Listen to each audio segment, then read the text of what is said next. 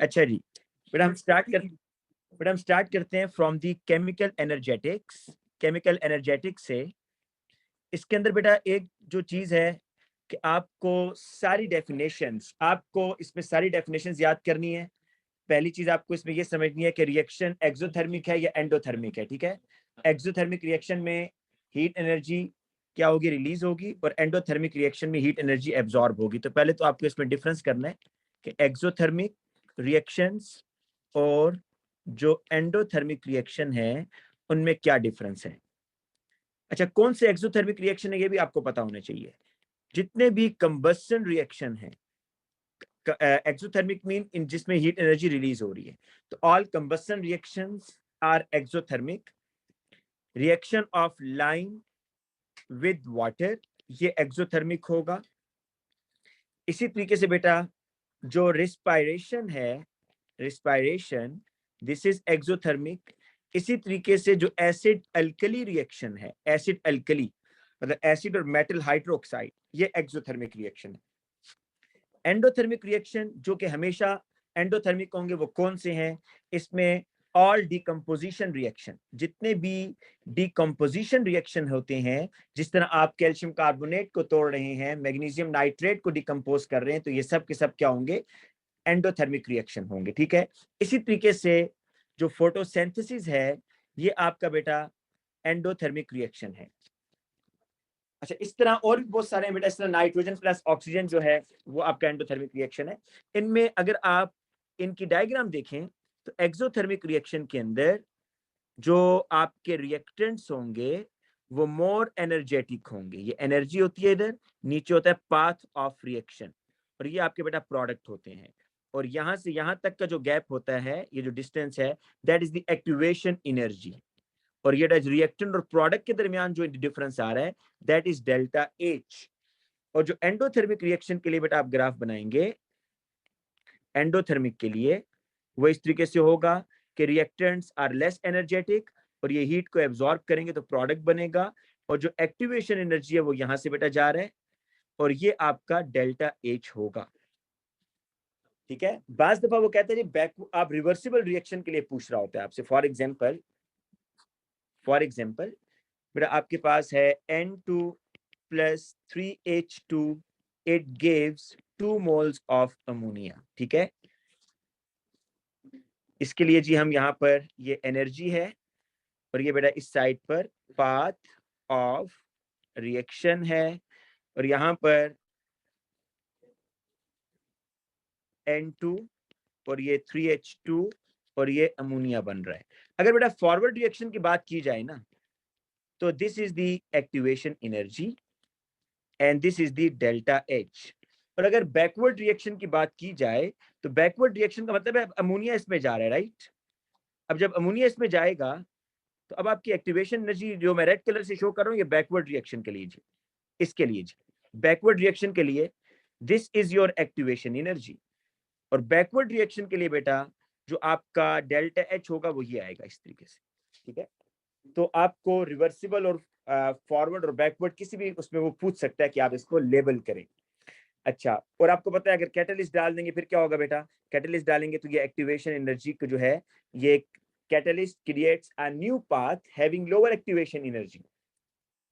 अब बेटा ये जो हीट एनर्जी चेंज होती है इसको मेजर कैसे किया जाता है, तो फॉर एग्जांपल आपको ये मैं एक पास पेपर का क्वेश्चन आपको करा रहा हूँ। ठीक है, पहले तो आपको बेटा सारी डेफिनेशंस आनी चाहिए। डेफिनेशंस मैं आपको नहीं करवाऊंगा अभी, टाइम कम है, लेकिन आपको पता होने चाहिए कि delta H naught of combustion की क्या डेफिनेशन है, delta H naught of formation की क्या डेफिनेशन है, नोट्स में लिखवाई हुई है मैंने।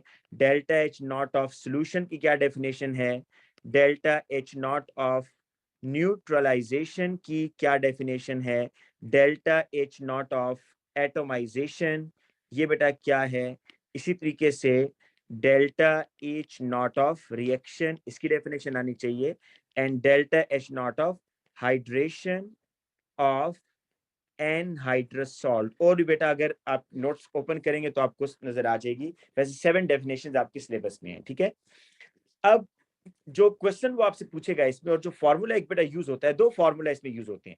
एक है Q is equal to MC delta T, Q is equal to MC delta T, ये फॉर्मूला बेटा यूज होता है। और एक फॉर्मूला इसमें यूज होता है delta H is equal to minus MC delta T. ठीक है, ये जरा दोनों फॉर्मूलाज मैं आपको बताता हूँ। क्वेश्चन है आपके पास कि बेटा एंथैल्पी चेंज ऑफ कंबस्शन, मैं पूरी स्टेटमेंट चले लिख देता हूँ फिर आपको अंडरस्टैंडिंग हो जाएगी। Enthalpy change of combustion of ethanol 0.23 gram. Find the, अच्छा ये पीछे है, find the enthalpy change of combustion of ethanol when 0.23 gram of ethanol, जी बेटा डिवाइड बाय NBA, जी NBA 0.23 gram of ethanol was burned and the heat given off raised the temperature of 100 gram of water by 16.3 degree Celsius. मैं आपको diagram से जरा explain करता हूँ। ये बेटा आपके पास एक बीकर है, इसमें 100 ग्राम वाटर था,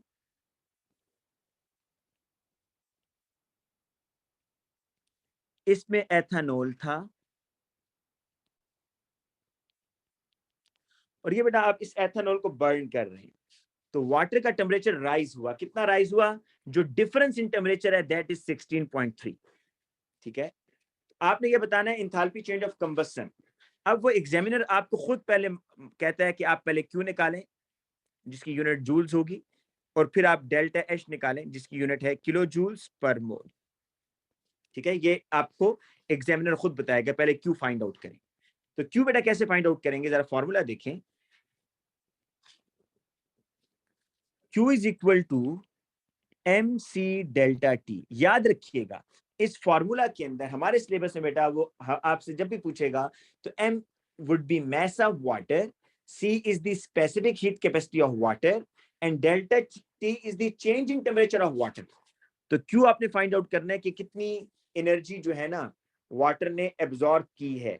ठीक है, तो वो क्या है देखें, M क्या है, mass of water. Mass of water कितना है, 100 ग्राम। पर सपोज अगर 100 ग्राम ना होता, यहां पर होता 100 क्यूबिक सेंटीमीटर, कितना होता, 100 क्यूबिक सेंटीमीटर। तो याद रखिएगा वाटर का 1 क्यूबिक सेंटीमीटर 1 ग्राम के इक्वल होता है। तो जितना भी बेटा अगर जितने क्यूबिक सेंटीमीटर होगा ना तो आपने उसको ग्राम कंसिडर करना है। अगले क्वेश्चंस में बाद में वो ऐसे कहेगा कि 50 क्यूबिक सेंटीमीटर HCl को आपने 50 क्यूबिक सेंटीमीटर ऑफ NaOH में मिक्स किया।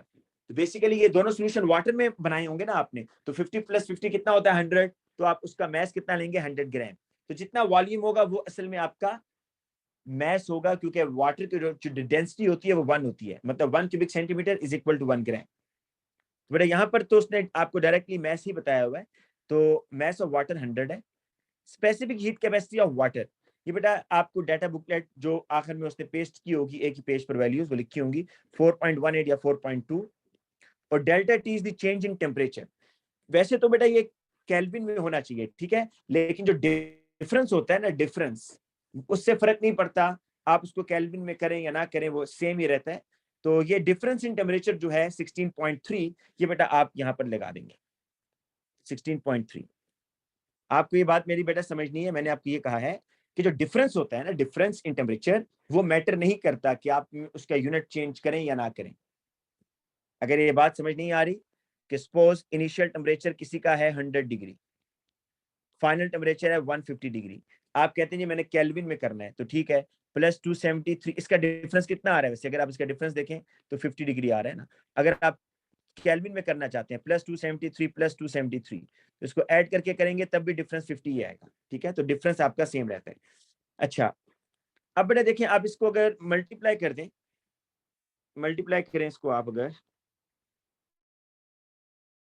100 times 2.2 times 16.3, 100 times 4.2 times 16.3, 6846 joules. लेकिन वो अगर बेटा अगले स्टेप में आपसे ये कहेगा और लाजमी कहेगा कि आप डेल्टा एच निकालें, और डेल्टा एच की यूनिट पता है क्या होती है? किलो जूल्स पर मोल। और वो आपसे कहते हैं कि include a sign in your answer. अब जरा बेटा देखिएगा कि आपने क्या करना है। आपके पास क्यू तो आ गया ना, 6846 जूल्स। अब आपने डेल्टा एच निकालना है, और डेल्टा एच की अगर आप यूनिट देखें बेटा, क्यू आपके पास ये आया है 6846, और डेल्टा एच आपने निकालना है जिसकी यूनिट है किलो जूल्स पर मोल। तो आप पहले तो क्या करें, जूल्स को किलो जूल्स में ले जाएं बेटा। तो जूल्स को किलो जूल्स में कैसे लेके जाएंगे? आप इसको डिवाइडेड बाय 1000 कर दें, तो जब आप इसको डिवाइडेड बाय 1000 करेंगे तो आपके पास आ जाएगा 6.846 किलो जूल्स। अब आपने बेटा इसको करना है पर मोल में। आपने किस में करना है? पर मोल में। अब आप जरा ये सोचें, अब आप ये सोचें कि ये जो एथेनॉल है ये आपने कितना बर्न किया भाई। वो ये आपसे कह रहे हैं कि जब 1 मोल एथेनॉल बर्न होगा ना, इस यूनिट का मतलब समझे कि जब 1 मोल एथेनॉल बर्न होगा तब कितनी एनर्जी रिलीज होगी, वो आपने बतानी है। ठीक है, तो अभी आपने कितने मोल एथेनॉल बर्न किया, ये देखें जी। अभी आपने जो एथेनॉल बर्न किया है दैट इज 0.23 ग्राम्स। कितना है जी? वो 0.23 ग्राम है अभी जो आपने बर्न किया है। और याद रखिए कंबशन इज ऑलवेज एक्सोथर्मिक बेटा, कंबशन हमेशा एक्सो है। जब भी टेम्परेचर आपका राइज हो रहा होगा ना, तो आप डेल्टा एच के साथ खुद माइनस लगा दिया करें। अभी फॉर्मूले पर मैं नहीं आया, इस फॉर्मूले से भी मैं कराऊंगा जो मैंने ऊपर लिखा है बेटा फॉर्मूला। अभी इस फॉर्मूले पर मैं नहीं आया, इस फॉर्मूले का मैं आपको बाद में बताऊंगा इस्तेमाल।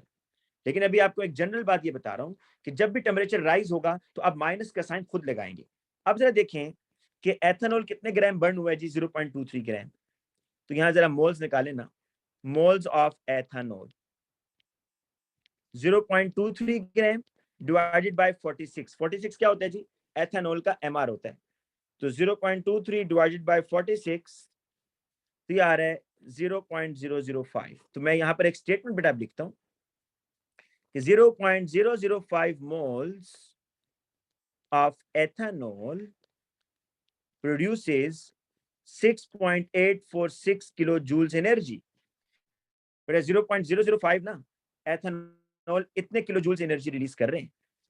ठीक है, 1 मोल ऑफ एथेनॉल कितने किलो जूल्स एनर्जी रिलीज करेंगे? X.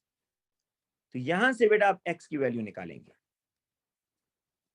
X is equal to 6.846 divided by 0.005, तो आपके पास आंसर आ जाएगा जी।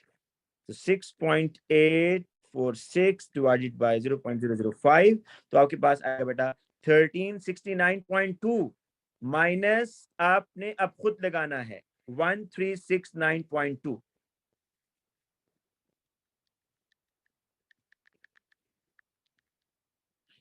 माइनस 1369.2 बेटा, माइनस खुद लगाएंगे अगर आप रेशो से कर रहे हैं। लेकिन अगर आप कहते नहीं भाई मैंने फॉर्मूला याद किया हुआ है, मैं तो फॉर्मूले से करना चाहता हूं, तो ठीक है बेटा, फॉर्मूले से अगर आप करेंगे तो delta H is equal to minus M C delta T over N है। ठीक है, आपके पास बेटा देखिए यहां पर जो m है that is the mass of water, c आपके पास specific heat capacity of water, delta T बेटा आपके पास क्या है? चेंज इन टेम्परेचर आ रहे हैं, राइट।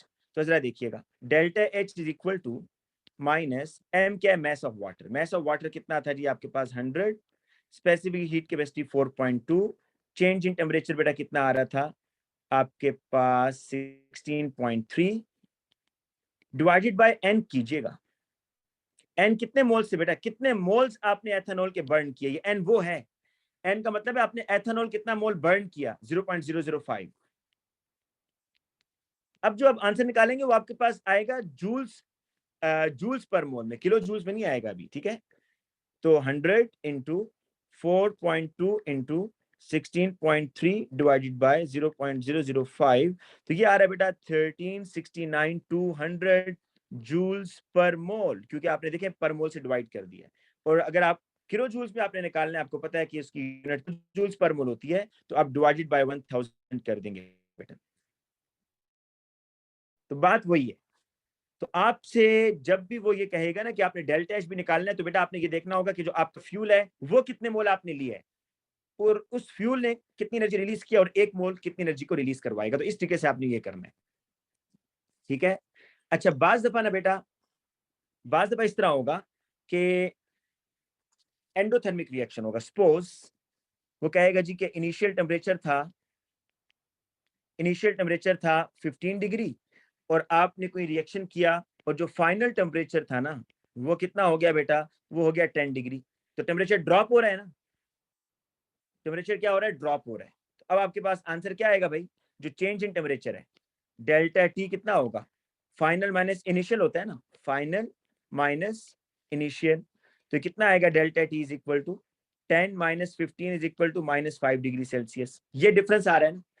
अब आप इसको क्यू में पुट करेंगे, M C delta T. Suppose करते हैं कि एम आपके पास 100 ग्राम है, ये 4 है और ये -5 आ रहा है। तो ये सारी वैल्यूज बेटा आपके पास माइनस में नहीं हो जाएंगी, देखें ये आपके पास आ जाएगा Q is equal to -2100 joules. अब बेटा जब आप इसको डेल्टा एच के फॉर्मूला में पुट करेंगे ना, -mc delta T over N,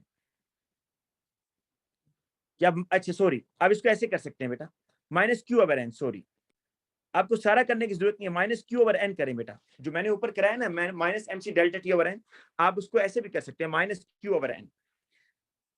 अब बेटा देखें delta H equal to -q over N अगर आप करते हैं, देखिए ये q ही है ना असल में, अगर आप इसको कंफ्यूज कर रहे हैं, ये देखें ये जो mc डेल्टा टी है, क्या ये q के इक्वल नहीं होता, mc delta T is equal to q होता है ना।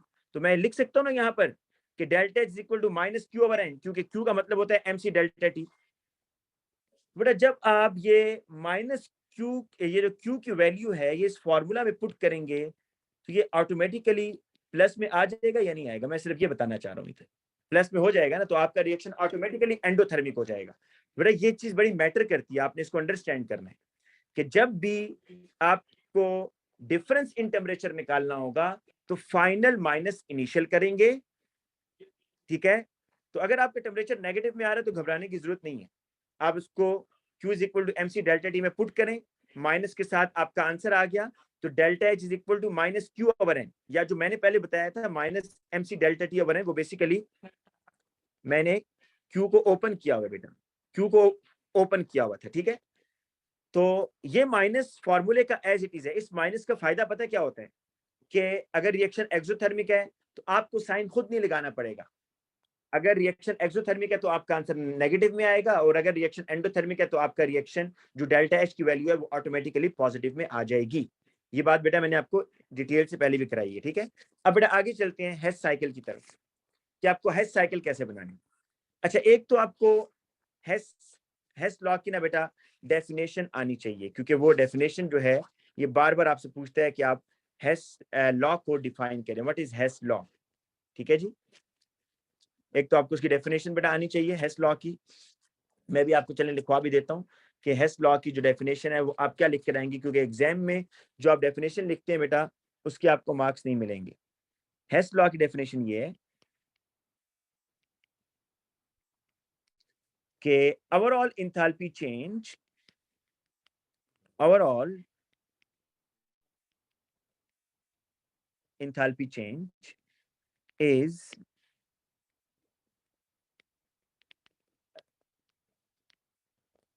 independent of the root provided that initial and final conditions are same। But अगर आप इसके अलावा कोई डेफिनेशन लिखेंगे ना तो मार्क्स मिलने की चांसेस कम होंगे, ठीक है, क्योंकि डेफिनेशन में आपको वही वर्डिंग यूज करनी होती है जो बुक में लिखी होगी। तो ये आप बेटा डेफिनेशन याद करेंगे। अब बेटा मैं आपको क्वेश्चन की तरफ लेके जाता हूँ।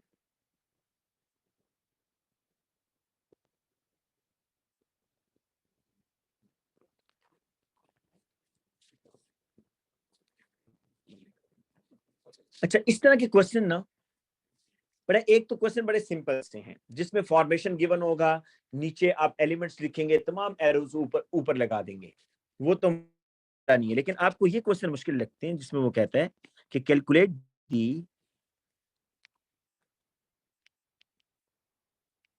Standard enthalpy change of formation of CS2 if delta H naught of combustion of CS2 is equal to minus 1110 kilojoules per mole, delta H naught of formation of CO2 is equal to minus 395 kilojoules per mole, और delta H naught of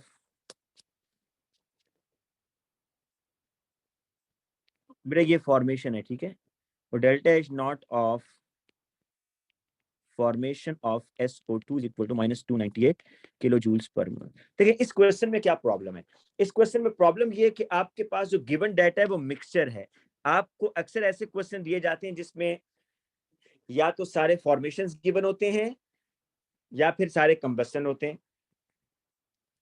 इस question में आपको एक combustion की value दी हुई है, दो formation की दी हुई है, और फॉर्मेशन ऑफ CS2 आपसे पूछ रहा है। बेटा देखें, जो चीज आपको फाइंड आउट करनी है, आपको फाइंड आउट क्या करना है, फॉर्मेशन ऑफ CS2। तो इसकी जरा लीनियर इक्वेशन बनाई, CS2 की फॉर्मेशन जी, तो ये है delta H naught of formation, और फॉर्मेशन होता है फ्रॉम इट्स एलिमेंट, तो कार्बन और सल्फर आ जाएगा। बड़ा आपको पता है कि सल्फर वैसे तो एसिड में होता है, लेकिन हम for the sake of simplicity ऐसी लिखते हैं, और ये 2 मोल्स ऑफ सल्फर, ठीक है, ये आपने फाइंड आउट करना है जी। अब जो गिवन डाटा है उस पे आ जाए, उसने आपको दिया है जी कंबस्टन ऑफ CS2, कि CS2 जब बर्न होगा, बताए ना, जब CS2 बर्न होता है तो क्या बनता है भाई, और जब बर्निंग होती है तो क्या चाहिए होता है, ऑक्सीजन चाहिए होता है। तो ये CS2 अगर बर्न होगा तो क्या चीज बनेगी जी, आपके पास कार्बन और ऑक्सीजन बर्न होगा तो कार्बन डाइऑक्साइड बनेगा, सल्फर और ऑक्सीजन बर्न होगा तो सल्फर डाइऑक्साइड बनेगा। तो ये देखें, ये डाउनवर्ड एरो आएगा भाई, इसका एरो किस तरह आएगा, डाउनवर्ड। आपको खुद सोचना है कि CS2 जो बर्न हो रहा है उसके प्रोडक्ट मुझे कहां लिखने हैं, डेफिनेटली आपको नीचे लिखना होगा, ठीक है। दूसरी क्या चीज गिवन है, देखिए फॉर्मेशन ऑफ CO2, फॉर्मेशन होता है कि one mole of a compound is form from its element. CO2 किधर है, इन तीनों, जरा आप देखें 1 2 3, इन तीनों कॉर्नर्स में वेयर इज CO2, आपको थर्ड बॉक्स में CO2 नजर आ रहा है। उसके एलिमेंट्स किधर नजर आ रहे हैं, कॉर्नर नंबर 1 में देखें, कार्बन नजर आ रहा है ना, ऑक्सीजन खुद लिख दें। तो ये जी फॉर्मेशन ऑफ CO2 हो गया या नहीं हो गया, this is delta H naught of formation. क्या वैल्यू है इसकी, -395, 1 मोल बन रहा है ना, और CS2 की कंबस्टन की क्या वैल्यू है, -1110 किलो जूल्स पर मोल। और तीसरी क्या है, formation of SO2, 1 mole SO2 बेटा किलो जूल्स पर मोल है, 1 मोल SO2 बनेगा तो ये सल्फर है और ये ऑक्सीजन है भाई, ठीक है। 1 मोल आपने, अच्छा अक्सर बच्चे इस चक्कर में पड़े रहते हैं, सर ये ऑक्सीजन बैलेंस नहीं हो रहे, भाई आप ऑक्सीजन को बैलेंस कर लें, वो फिर भी दोनों साइड से कट जाएंगे, इसलिए वो मैटर नहीं कर रहे, ठीक है। मैटर ये करता है कि 1 मोल SO2 जब बनेगा तो इतनी एनर्जी रिलीज होगी। आप कितने मोल बना रहे हैं, 2 मोल बना रहे हैं, तो 2 टाइम्स -298 किलो जूल्स पर मोल, ये मैटर करता है कि आपने 2 मोल्स लगाने। और ये मैटर करता है जो आपने एंथैल्पी चेंज फाइंड आउट करनी है, उसका रिएक्शन आपने बैलेंस करके लिखा है या नहीं लिखा है, ये मैटर करता है। तो अब आपको ये एक साइकिल आपने बेटा बना ली है, इसमें कॉर्नर नंबर 1, कॉर्नर 2 और कॉर्नर 3, इसमें आप देखें कि कौन सा आपका स्टार्टिंग पॉइंट है, मतलब कहाँ किस कॉर्नर से तमाम एरोज निकल रहे हैं। जिस कॉर्नर से तमाम एरोज निकल रहे हैं वो स्टार्टिंग पॉइंट होगा, और जिस कॉर्नर पर तमाम एरोज जा रहे हैं वो आपका फाइनल पॉइंट होगा, या हेड टू टेल रूल भी लगा सकते हैं। तो ये बेटा देखिए, this is your starting point, ये आपका फाइनल है, तो यहां से यहां तक एक रूट और ये सेकेंड रूट। तो यहाँ पर जो वैल्यूज आ रही हैं वो आप बेटा इस तरह कर लेंगे, फर्स्ट रूट सपोज मैं इसको कहता हूं, सेकेंड रूट मैं अगर इसको कहता हूं, तो अच्छा अब बेटा देखें, फर्स्ट रूट में जो वैल्यूज आ रही हैं -395 इसमें मैं ऐड करूंगा ये वैल्यू, ठीक है। आपने बेटा वहां गलती नहीं करनी साइंस के साथ। -298 ये होगी बेटा, is equal to second root में आ रहे, ये फर्स्ट रूट था ना, तो सेकेंड रूट में क्या होगा जी, delta H naught of formation plus -1110। तो बेटा यहां से अब आप इन ब्रैकेट्स को ओपन करके आराम से delta H naught of formation निकाल सकते हैं। ये क्वेश्चन मैंने आपको इसलिए करवाया कि इसके अंदर बेटा थोड़ा सा मसला आता है बच्चों को कि वो कहते हैं कि हमारे पास डिफरेंट डाटा है। तो देखिए आपने थोड़ा सा कॉमन सेंस यूज करना है ना कि कार्बन डाइऑक्साइड की फॉर्मेशन गिवन है, तो वो आप कैसे इक्वेशन पूरी करेंगे। आपको जो कॉर्नर नंबर 1 और कॉर्नर 3 है उसको अगर आप कंबाइन करेंगे तो कार्बन डाइऑक्साइड की फॉर्मेशन से, ये जो दो इक्वेशन है ना बेटा देखें, C+O2, इसको आप फॉर्मेशन में भी कंसिडर करते हैं कि 1 mole of carbon dioxide is form from its element, तो ये delta H naught of formation भी है। और इसी इक्वेशन को बेटा आप delta H naught of combustion में भी कंसिडर करते हैं। उसकी रीजन ये है, उसकी बेटा रीजन ये है कि कंबस्शन में क्या होता है, 1 मोल ऑफ कार्बन या 1 mole of a substance is burn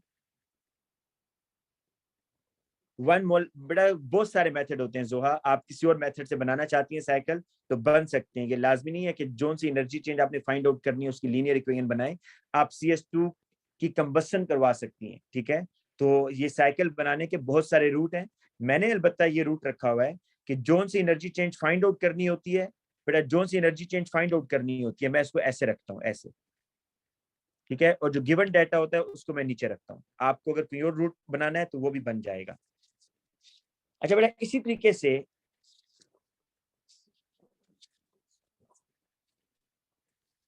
आपको मैं कंबस्शन का भी बेटा करा देता हूँ। कंबस्शन का देखें, ये आपके पास जी carbon plus 4H2 plus half O2 delta H naught of formation C3H7OH, ये बेटा आपने फाइंड आउट करना है delta H naught of formation, ठीक है। और क्या क्या चीजें आपके पास गिवन है मैं साइड पर लिखा हूं, delta H naught of combustion किसकी, कार्बन की गिवन है और इसकी एनर्जी है -393.5, ऊपर यूनिट सबकी एक जैसी है, किलो जूल्स पर मोल। हाइड्रोजन की कंबस्शन उसने बताई है -285.8, यूनिट ऊपर लिखी है किलो जूल्स पर मोल। और C3H7OH की कंबस्शन -2021.0। ये बेटा आपके पास गिवन डाटा है, ये आपके पास गिवन डाटा है बेटा, ठीक है जी। आपको delta H naught of formation find out करना है, ठीक है, ये फाइंड आउट करना है। आप हेच साइकिल बनाएंगे ऐसे करके देखें, एक कॉर्नर नीचे बनेगा एक बॉक्स। अब ये देखें क्या चीज गिवन है, गिवन है कि कार्बन की कंबस्शन, कि आप जब कार्बन को बर्न करेंगे in the presence of oxygen तो कार्बन डाइऑक्साइड बनेगा और इतनी एनर्जी रिलीज होगी, कितनी, -393.5। बड़ा इस इक्वेशन को ना आपने एडजस्ट करना है इस ट्राइंगल में, इस इक्वेशन को इस ट्राइंगल में आपने एडजस्ट करना है, इस इक्वेशन को बेटा कहाँ कहाँ एडजस्ट करेंगे, सुने आप जरा देखेंगे कार्बन किधर है भाई, इस पूरे उसमें कार्बन किधर है, तो आपको ये कॉर्नर नंबर 1 में कार्बन नजर आ जाएगा, ठीक है। ऑक्सीजन बेटा आपको नजर आ रहा है यहाँ पे, तो इसका प्रोडक्ट नीचे लिख दें बस, CO2 नीचे लिखेंगे आप, और ये एरो को बेटा ऊपर से नीचे डाउनवर्ड। और 1 मोल कार्बन है ना, तो कितनी एनर्जी रिलीज होगी, -393.5 किलो जूल्स पर मोल। दूसरा देखें आपको क्या चीज बेटा उसने दी हुई है, यहाँ पर उसने आपको हाइड्रोजन, हाइड्रोजन जब बर्न होगा ना उसकी वैल्यू दी हुई है। तो हाइड्रोजन की कंबस्शन क्या है सुने, H2 plus O2 it gives H2O। जब हाइड्रोजन 1 मोल बर्न होता है कितनी एनर्जी रिलीज होती है, -285.8। बट इस इक्वेशन को आपने एडजस्ट करना है अब, तो H2 किधर है बेटा, ये आपको नजर आ रहा है H2, ये आपको H2 इधर नजर आ रहा है। इस हाइड्रोजन की जब बर्निंग होगी O2 के साथ तो क्या बनेगा, प्रोडक्ट H2 बनेगा। H2 आप नीचे लिखना है बेटा, और इसको ऊपर से नीचे बैलेंस कर ज्वाइन करना है, 4H2 है तो यहाँ 4H2O हो जाएगा। ये जो बेटा वैल्यू उसने आपको बताई है ना, ये 1 मोल के लिए, कि जब 1 मोल हाइड्रोजन बर्न होगा तो इतनी एनर्जी रिलीज होगी। यहाँ 4 मोल है तो 4 टाइम्स -285.8। याद रखिएगा एलिमेंट्स जो है ना बेटा, यहाँ पर जो ऑक्सीजन है, ऑक्सीजन की तो कंबस्शन नहीं होती ना, ऑक्सीजन हेल्प्स इन कंबस्शन। और एक और बेटा यहाँ पर बात भी सुन लें कि जो एलिमेंट्स होती हैं, formation of element is always zero. जो एलिमेंट्स हैं उनकी फॉर्मेशन हमेशा क्या होगी, जीरो होगी। तो वो तो आप उसको छोड़ देंगे फॉर्मेशन की, तो यहाँ मैंने आपको ऐसी बीच में एक बात बता दी है। अब बेटा आ जाए तीसरी बात पर, C3H7OH। इसकी आप जब कंबस्शन करेंगे तो इतनी एनर्जी रिलीज होगी -2021। और ये अल्कोहल है बेटा, जब इसके कंबस्शन करेंगे तो क्या बनेगा, कार्बन डाइऑक्साइड बनेगा और वाटर बनेगा। ठीक है, तो C3H7OH बेटा ये आपको नजर आ रहा है कॉर्नर नंबर 2 पर। इसकी कंबस्शन करेंगे, प्रोडक्ट बेटा नीचे बने हुए आपको नजर आ रहे हैं, कार्बन डाइऑक्साइड और वाटर। और ये 1 मोल बर्न हो रहे हैं ना, 1 मोल कितनी एनर्जी रिलीज हो रही है जी, -2021। तो ये वैल्यू उठाकर लिख देंगे। अगर आप लोगों को लग रहा है भाई कंबस्शन के लिए ऑक्सीजन नहीं है सर, ऑक्सीजन होना चाहिए, तो ठीक है बेटा आप ऑक्सीजन साइड पर लगा दें, फर्क नहीं पड़ेगा। ये लें आप ऑक्सीजन लगा दें इधर कि कंबस्शन हो रही है। तो अब बेटा आपके पास ये साइकिल कंप्लीट होगी। नाउ आपको 2 रूट्स ढूंढने हैं, कॉर्नर नंबर 1, ये कॉर्नर 2 है, ये कॉर्नर 3 है। बेटा कॉर्नर नंबर 1 ये आपका स्टार्टिंग है, दिस इज स्टार्टिंग पॉइंट, और फाइनल आपका थर्ड ही होगा। तो बेटा स्टार्टिंग से फाइनल तक एक रूट ये है और एक रूट ये है। तो अब आप जो फर्स्ट रूट आपका आ रहा है, फर्स्ट रूट में कौन सी एनर्जी चेंज आ रही है, देखें -393.5, इनको ऐड करेंगे, 4 into -285.8 is equal to, second root में क्या आ रहा है जी, delta H naught of formation आ रहा है, प्लस -2021 आ रहा है जी। तो यहां से बेटा आप इसको निकाल लेंगे।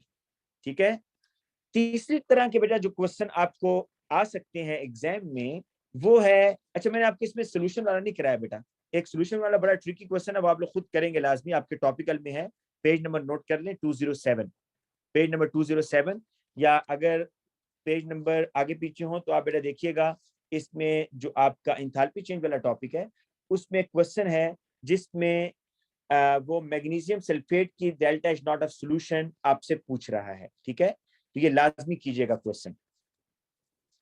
पर तीसरी तरह के जो क्वेश्चन आने के चांसेस हैं और वो बड़े ही आसान है, उसमें formation is given, formation given होगा आपके पास। फॉर एग्जांपल ये डाटा है ना, अगर आपके पास जी के delta H naught of formation, मैं यहाँ पहले गिवन डाटा लिख रहा हूँ, delta H naught of formation of carbon dioxide. जोहा क्या मसला है भाई, ओके बेटा मैं भेज दूंगा क्लास के बाद, आप लोगों के टॉपिकल में है भाई, जोहा वहां से देख लेना, टॉपिकल में है। Delta H naught of formation of CH3OH -201 और delta H naught of formation of water -242, ये बेटा गिवन डाटा है।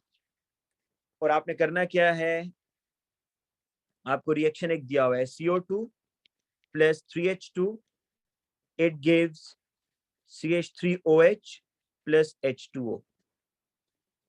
इसकी आपने बेटा डेल्टा एच फाइंड आउट करना है, delta H naught of reaction find out करना है।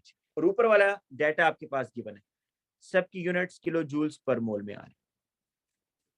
क्या करेंगे देखें, एक बड़ी सिंपल सी बात आपको बताई हुई है कि जब भी गिवन डाटा में सारी वैल्यूज फॉर्मेशन की हो तो क्या करना है, नीचे जो बॉक्स बनाएंगे उसमें एलिमेंट्स लिखकर तमाम एरोज ऊपर ड्रॉ कर देंगे। कंबस्शन में क्या करते हैं, जो कंबस्शन के प्रोडक्ट हैं वो नीचे लिखते हैं। देख लें बेटा, अगर उसने कोई और उसमें बेटा काम नहीं किया हुआ, अगर मतलब एग्जामिनर ने सिंपल ही क्वेश्चन रखा है, कोई इसमें चेंज नहीं किया और सारी वैल्यूज आपको कंबस्शन की दी हुई हैं, तो आपने क्या करते हैं कि जिस कंपाउंड को बर्न कर रहे होते हैं ना बेटा, उसके प्रोडक्ट नीचे लिखते हैं। जिस तरह अल्कोहल को बर्न कर रहे थे तो अल्कोहल के प्रोडक्ट नीचे लिख दिए, कार्बन को बर्न कर रहे थे कार्बन के प्रोडक्ट, हाइड्रोजन को बर्न कर रहे थे उसका प्रोडक्ट नीचे लिख दिया। तो अगर कंबस्शन की वैल्यूज गिवन होंगी तो जो कंबस्शन के प्रोडक्ट हैं वो नीचे वाले कॉर्नर में आएंगे, तमाम एरोज डाउनवर्ड, ये याद कर लें। अगर कंबस्शन की वैल्यू गिवन होगी तो कंबस्टन के जो प्रोडक्ट्स होंगे वो डाउनवर्ड बॉक्स में लिख देंगे, तमाम एरोज नीचे आएंगे। अगर अगर उसने आपको फॉर्मेशन दिया हुआ है भाई, फॉर्मेशन, तो फिर आप क्या करेंगे, नीचे एलिमेंट्स लिखकर तमाम एरोज ऊपर जाएंगे। कैसे जाएंगे जरा सुने। वो कह रहे हैं जी formation of carbon dioxide. Carbon dioxide कैसे फॉर्म होता है, इस तरीके से कि when one mole of compound is form from its element. तो ढूंढने कार्बन डाइऑक्साइड किधर है भाई, कॉर्नर 1, कॉर्नर 2 या कॉर्नर 3। कॉर्नर 1 में आपको कार्बन डाइऑक्साइड मिल रहा है, तो उसके एलिमेंट्स लिखेंगे आप कहां पर, नीचे, कार्बन प्लस ऑक्सीजन, और ये एरो ऊपर चला जाएगा। कितनी एनर्जी चेंज है, -394 किलो जूल्स पर मोल। अब जो मैं आपको बात बता रहा था वो यहाँ आ गई है। मैंने आपको कहा था कि जो एलिमेंट्स होते हैं ना बेटा, एलिमेंट्स की फॉर्मेशन नहीं होती। देखें, जो एलिमेंट्स की फॉर्मेशन है वो जीरो होती है। तो formation of element of hydrogen is zero, क्योंकि हाइड्रोजन किससे बनेगा, हाइड्रोजन से ही बनेगा। तो नो चेंज इन एनर्जी। तो delta is not of formation of an element is always zero. अच्छा, मेथानॉल की फॉर्मेशन जी, CH3OH। आपको कार्बन चाहिए, हाइड्रोजन चाहिए, ऑक्सीजन चाहिए, वो सारे एलिमेंट्स नीचे हैं, अपवर्ड एरो आ जाएगा। और 1 मोल अगर मेथानॉल बनाना है तो कितनी एनर्जी चेंज आ रही है, -201। और वाटर की बेटा फॉर्मेशन जो है -242। ये बेटा आपके पास देखें, ये फॉर्मेशन की वैल्यूज मैंने डाल दी, सब 1-1 मोल थे हाइड्रोजन के अलावा, तो इसलिए मैंने टाइम्स करने की जरूरत नहीं समझाया। अब स्टार्टिंग पॉइंट आपका थर्ड बॉक्स है, दिस इज योर स्टार्टिंग। ये बेटा आपका फाइनल है। आपने स्टार्टिंग से फाइनल एक रूट ये होगा और एक रूट बेटा ये होगा। -394, बेटा इसको -394 plus delta H naught of reaction is equal, इनको ऐड कर लें, -201 प्लस -242। तो इस तरीके से बेटा आपका डेल्टा H नॉट आ जाएगा। हाँ जी बेटा बताइएगा, अगर एनर्जेटिक्स में कोई प्रॉब्लम है, फिर मैं आगे चलता हूँ इक्विलिब्रियम की तरफ, क्योंकि इक्विलिब्रियम पर मैंने ज्यादा टाइम लगाना है, उसमें काफी टाइप्स के हमारे पास क्वेश्चन है। मुझे आप 1-2 मिनट दें, मैं ताकि थोड़ा सा बेटा पानी पी लूँ, और आप जरा सोचें इसमें कोई प्रॉब्लम है तो डिस्कस करें मेरे से, मुझे व्हाट्सएप कर दें।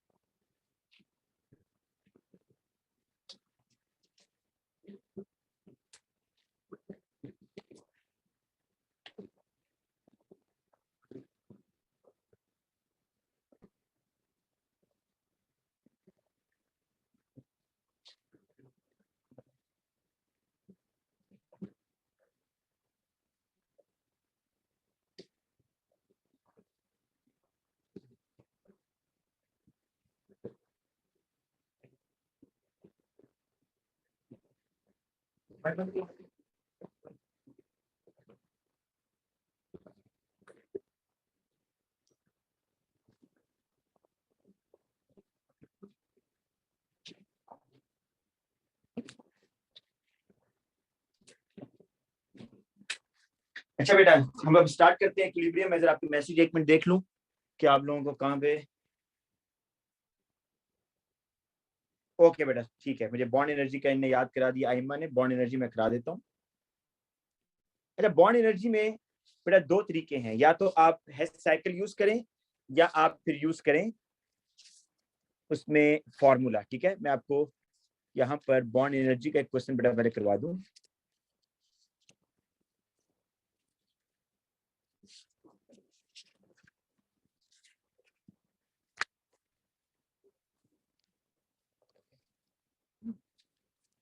तो बेटा ये देखें, ये हमारे पास है N2 plus 3H2, it gives 2NH3. Use the bond energies from the data booklet. वो खुद बेटा आपको रिकमेंड कर रहे हैं कि use bond energies from data booklet to calculate the enthalpy change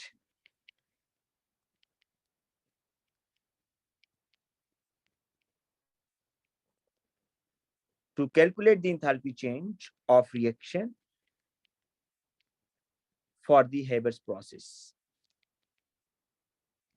अब बेटा मुझे पहले डाटा बुकलेट में थोड़ा सा टाइम दो, मैं डाटा बुकलेट में इनकी पहले वैल्यूज देखता हूँ कि क्या क्या वैल्यूज आ रही हैं, बल्कि मेरे पास इसमें होगा, वेट अ मिनट।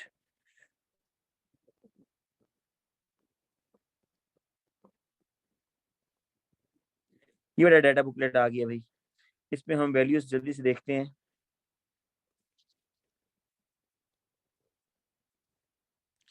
प्रेस में हमें चाहिए जी नाइट्रोजन नाइट्रोजन ट्रिपल बॉन्ड।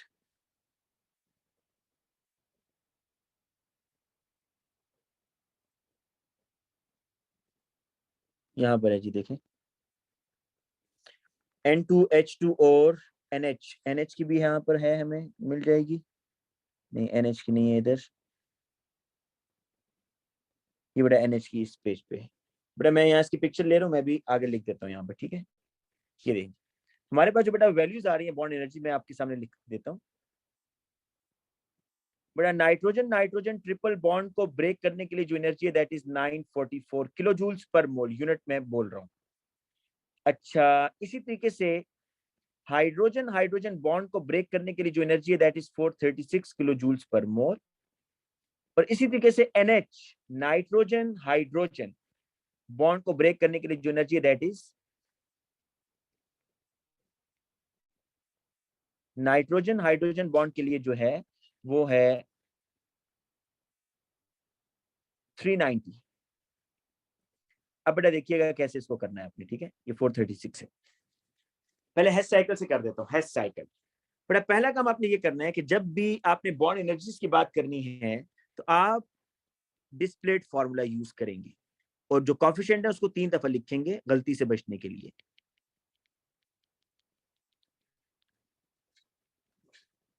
ऐसे 2 दफा है तो 2 दफा लिखेंगे बेटा। आपने इसकी डेल्टा H फाइंड आउट करना है, delta H naught of reaction. तो सुने बेटा क्या करना है आपको, क्या चीज गिवन है, बॉन्ड एनर्जीज आर गिवन, ये गिवन है। बॉन्ड एनर्जी की डेफिनेशन पढ़े, energy required to break a bond. बेटा जब नाइट्रोजन नाइट्रोजन बॉन्ड ब्रेक होगा तो क्या होगा, जब नाइट्रोजन नाइट्रोजन बॉन्ड ब्रेक होगा ना तो ये नाइट्रोजन के एटम्स बन जाएंगे। कैसे देखिए, जब ये टूटेगा तो 2 नाइट्रोजन के एटम्स अलग-अलग नहीं बन जाएंगे, मैंने लिख दिया 2n। कितनी एनर्जी चेंज होगी, क्योंकि 1 मोल नाइट्रोजन है ना, 1 मोल नाइट्रोजन है, कितने इसके लिए 944। हाइड्रोजन हाइड्रोजन बेटा जब बॉन्ड ब्रेक होगा तो कितने एटॉमिक हाइड्रोजन बनेंगे, 6H। ये कितने बेटा H2 है, कितने मोल हाइड्रोजन है, 3 मोल, तो 436 टाइम्स 3। नाइट्रोजन हाइड्रोजन जब बॉन्ड ब्रेक होगा तो कितनी एनर्जी रिलीज होगी, 390। यहाँ कितने हैं, 1 2 3 4 5 6, तो 6 इंटू 390। अब देखिए आपके पास ये वैल्यू सारी आ गई है। स्टार्टिंग पॉइंट आपका बेटा ये कॉर्नर है जिसमें ग्रीन कलर से कर रहा हूं, this is your starting and this is your and. तो यहां से यहां तक आपने जाना है, this is √1 and this is √2। ये सेकेंड रूट है भाई, ये आपका फर्स्ट रूट है। तो फर्स्ट रूट में 944 plus 436 times 3 is equal to delta H naught of reaction और प्लस 6 इंटू 390। पर इसको आप सॉल्व कर लेंगे तो आपके पास आंसर आ जाएगा। अच्छा अगर आप अच्छा आपने क्या करना है, जब बॉन्ड एनर्जी वाला होगा ना तो आपने बेटा रिएक्टेंट्स के बॉन्ड ब्रेक करने, प्रोडक्ट्स के बॉन्ड ब्रेक करने और नीचे एटम्स लिख देने, बस ये काम करना है। और अगर आप कहते हैं नहीं जी मैंने फॉर्मूला करना है, फॉर्मूला भी आप यूज कर सकते हैं जो ओ लेवल्स में यूज करते आए हैं, उसका फॉर्मूला मैं लिख देता हूं आपको। Delta H is equal to energy taken in minus energy given out. बेटा ये फॉर्मूला आपने यूज करना है, ठीक है, बॉन्ड एनर्जी के लिए। एनर्जी टेकन इन का मतलब है कि रिएक्टेंट्स को ब्रेक करने के लिए जो एनर्जी है, रिएक्टेंट्स को ब्रेक करने के लिए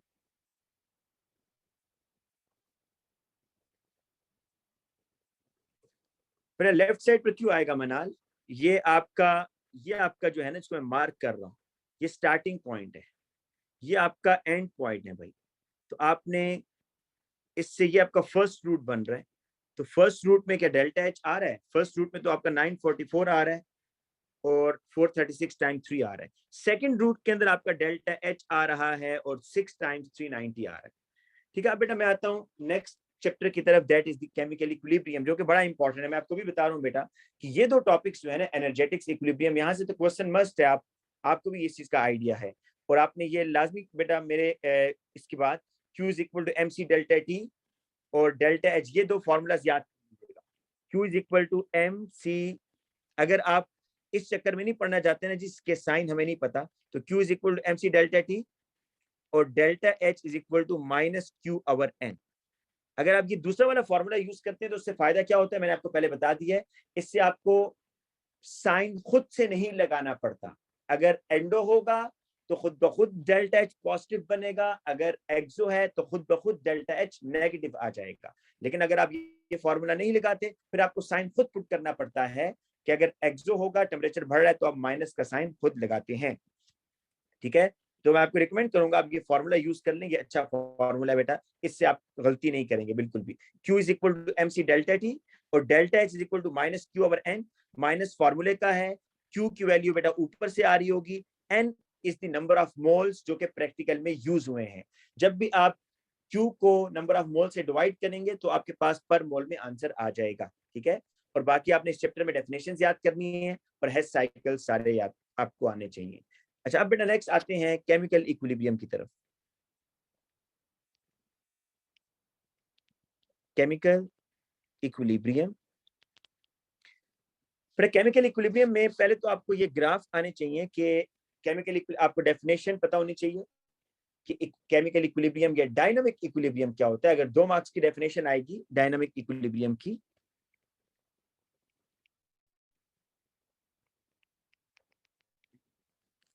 तो आपने इसमें बताना है कि rate of forward reaction is equal to rate of backward reaction and concentration remains unchanged। और अगर वो पूछता है बेटा what is the condition for the dynamic equilibrium, तो आप बताएंगे container must be close, close container होना चाहिए। अगर कंटेनर ओपन होगा तो गैसेस के केस में इक्विलिब्रियम एस्टेब्लिश नहीं होगा। ठीक है, तो container must be close for the dynamic equilibrium. अच्छा बेटा, इसके लिए जो ग्राफ है, एक ग्राफ उसमें आपसे बेटा डिस्कस करूंगा, वो ये कि जिसमें जो कंसंट्रेशन है और जो टाइम है,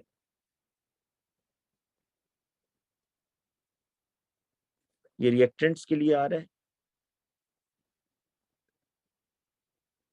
ये प्रोडक्ट्स के लिए आ रहा है। यहाँ पर जहां दोनों लाइंस पैरेलल हो रही हैं वहां पर आप कहेंगे कि डायनामिक इक्विलिब्रियम आ गया। डायनामिक इक्विलिब्रियम यहाँ पर आ गया जहां पर दोनों लाइंस पैरेलल हो गई। ठीक है, क्योंकि कंसंट्रेशन अब चेंज नहीं हो रही, इसकी कंसंट्रेशन और इसकी कंसंट्रेशन बेटा सेम होगी। अच्छा बेटा, अब आपने केसी का एक्सप्रेशन लिखना है। Suppose N2 plus 3H2 it gives 2 moles of ammonia। इसके लिए केसी का एक्सप्रेशन कैसे लिखते हैं? केसी होता है कंसंट्रेशन कांस्टेंट, कि at equilibrium there is no change in the concentration.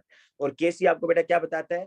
किसी भी रिएक्शन मिक्सचर में प्रोडक्ट की अमाउंट बताता है। केसी की वैल्यू जितनी ज्यादा होगी उतना रिएक्शन मिक्सचर में प्रोडक्ट ज्यादा होगा। तो केसी लिखने का तरीका ये होता है बेटा कि जो राइट हैंड साइड है, जो इक्वेशन की राइट हैंड साइड है वो ऊपर आएगी और जो लेफ्ट साइड है वो नीचे आएगी। और ये जो स्क्वायर ब्रैकेट्स हैं ये आपको क्या बताती है? कंसंट्रेशन बताती है।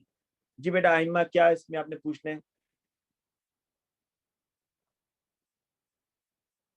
तो बेटा रिएक्टेंट की कंसंट्रेशन कम हो रही है ना, रिएक्टेंट की कंसंट्रेशन कम हो रही है और प्रोडक्ट की कंसंट्रेशन क्या हो रही है? बढ़ रही है। तो ये आपके पास प्रोडक्ट हैं, ये आपके पास बेटा रिएक्टेंट्स हैं, ये रिएक्टेंट्स हैं, ये यहाँ पर जो है ये रिएक्टेंट्स हैं, ये बेटा आपके पास क्या है? प्रोडक्ट्स हैं। तो प्रोडक्ट की कंसंट्रेशन बढ़ेगी with respect to time, reactant की कंसंट्रेशन कम होगी विद रिस्पेक्ट टू टाइम। अच्छा, अब बेटा देखिए केसी लिखने का तरीका क्या है। केसी इज इक्वल टू राइट। अच्छा, बाद बच्चों ने ये सोचा होता है कि प्रोडक्ट ऊपर रिएक्टेंट नीचे।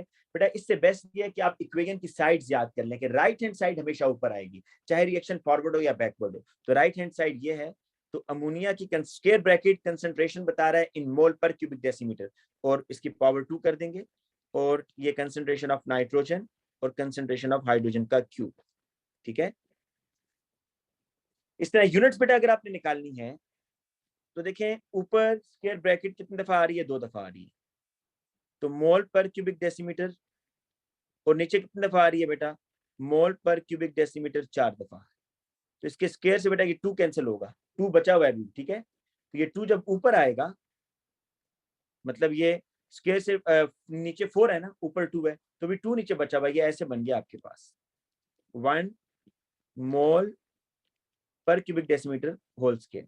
पर इसको ऊपर लेकर आएंगे तो ये बन जाएगा Kc is equal to mole -2 dm+6। तो ये इसकी यूनिट आई है। ठीक है जी, अगर दोनों साइड पर सेम मोल्स हो ना तो फिर देयर इज नो यूनिट, फिर कोई यूनिट नहीं होती। अब मैं आपको बेटा इसके कुछ क्वेश्चंस पहले करवाता हूँ। बेसिकली आपको एक थोड़ा सा कॉन्सेप्ट दोबारा देना चाह रहा हूँ कि आप लोगों ने कैसे इसको रिसॉल्व करना है।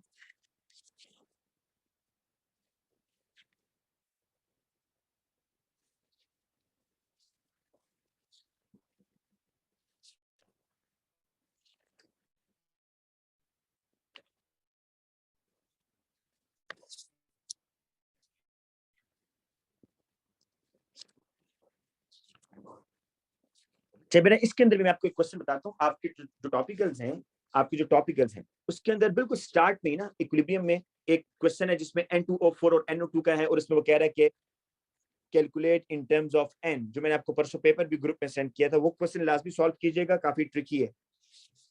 ठीक है, उस टाइप के क्वेश्चन आ गए तो फिर आप तंग होंगे बेटा, तो उसको आपने लाजमी सॉल्व करना है।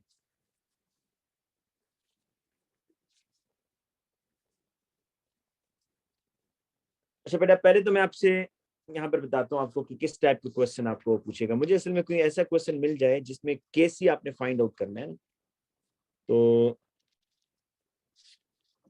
फिर आसानी हो जाएगी। चलें पहले बेटा हम एक टाइप के क्वेश्चन करते हैं जो कि आप काफी दफा कर चुके हैं मेरे साथ। ये फर्स्ट टाइप के क्वेश्चन, इसमें काफी टाइप है बेटा। ये फर्स्ट टाइप के क्वेश्चन ये पूछेगा आपसे, CO2 plus H2 it gives CO plus H2O। Kc उसने आपको बताया हुआ है 1.44 at 1200 केल्विन। याद रखिएगा जो Kc और Kp होता है ना, इनको सिर्फ और सिर्फ कौन चेंज कर सकता है, temperature. Temperature is the only factor which can change the value of Kc और Kp। इसके अलावा और कोई फैक्टर नहीं है, कैटलिस्ट वगैरह इनको चेंज नहीं कर सकता। ठीक है, अच्छा देखिए ये आपके पास जो क्वेश्चन है वो मैं सारा लिख रहा हूँ कि इनिशियल मोल उसने आपको दिए हुए हैं 0.7, 0.7, 0.30, 0.30। ये बेटा फर्स्ट टाइप के क्वेश्चन है, फर्स्ट टाइप के क्वेश्चन। एक मैं जरा आपके मैसेज देख लूं बेटा, कुछ बच्चे जो है ना,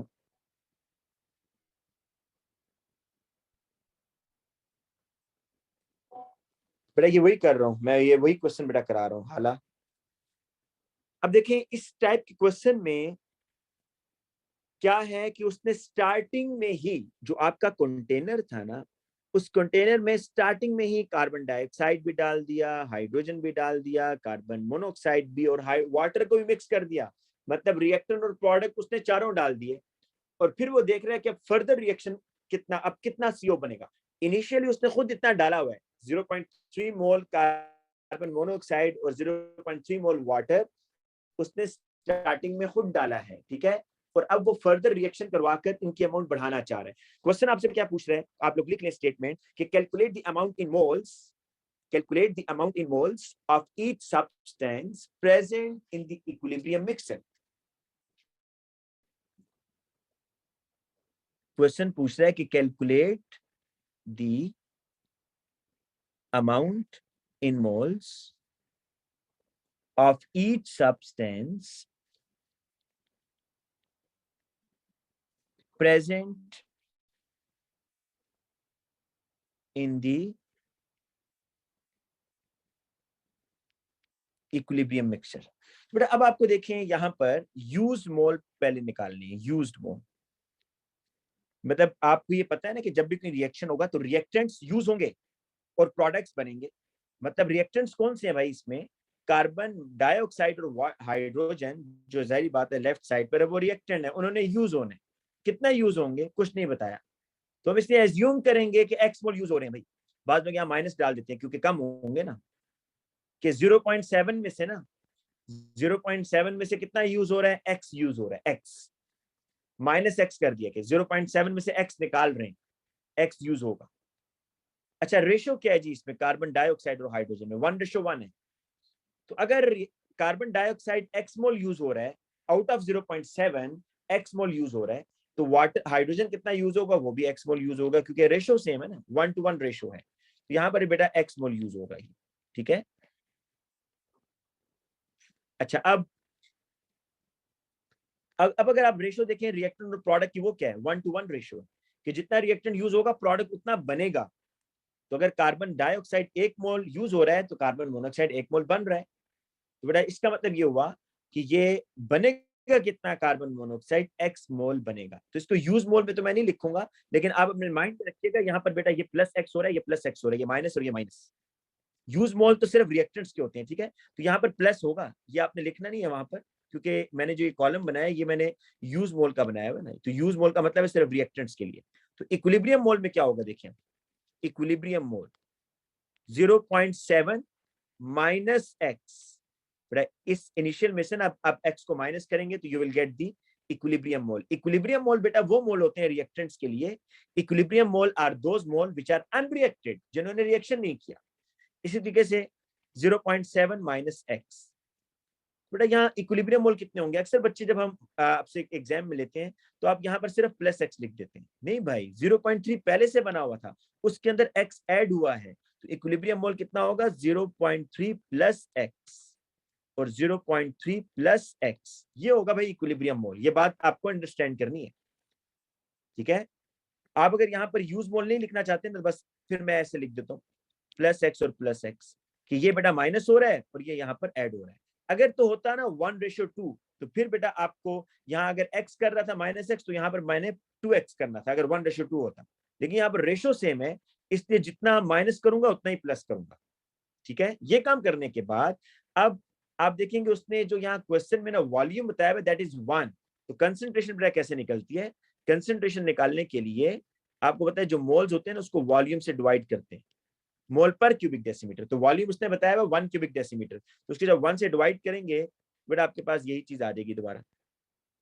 इसको 1 से डिवाइड करें ना तो 0.7 minus x divided by 1, 0.7 minus x divided by 1, 0.3 plus x divided by 1, 0.3 plus x divided by 1। अब आपने एक्स निकालना है, आपने इक्विलिब्रियम मोल निकालने हैं बेसिकली। तो केसी का एक्सप्रेशन लिखें पहले, केसी इज इक्वल टू, ये बेटा सी और एच टू ऊपर आएगा और CO2 और H2 नीचे आएगा। अब ये स्क्वायर ब्रैकेट कंसंट्रेशन बता रही है, क्या आपके पास कंसंट्रेशन है? बिल्कुल है, ये देखिए।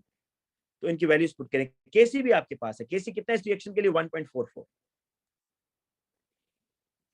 तो केसी आप यहां लिखेंगे 1.44 इज इक्वल टू सीओ कितना है जी? 0.3 प्लस एक्स, 1 लिखने की जरूरत नहीं है, 0.3 प्लस एक्स, और CO2 और H2 कितना है? 0.7 माइनस एक्स।